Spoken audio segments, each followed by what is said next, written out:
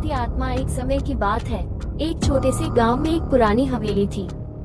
हवेली के बारे में कहते हैं कि वहां रात को एक भटकती आत्मा घूमती रहती है।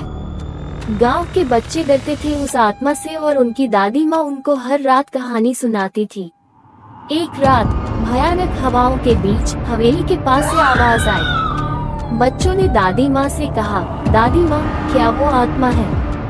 दादी माँ ने मुस्कुराया और कहा, चलो मैं तुम्हें उसकी आत्मा की कहानी सुनाती हूँ।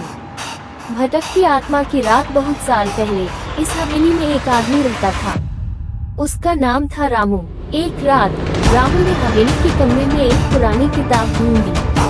जब वो किताब पढ़ रहा था, तभी एक आत्मा उसके कमरे में आई और बोली, मुझे मेरा सोना चाहिए। रामू डरा हुआ था, लेकिन उसने आत्मा से कहा, मैं तुम्हारा सोना ढूंढ के दूंगा, लेकिन मुझे जाने दो।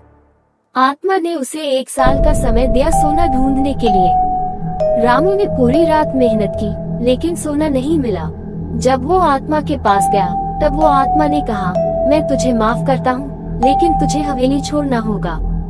दादी माँ ने कहा, बच्चन, इस कहानी का मतलब ये है कि कभी कभी हमें डरने के लिए समझना चाहिए कि हर भटकती आत्मा के पीछे एक कहानी होती है।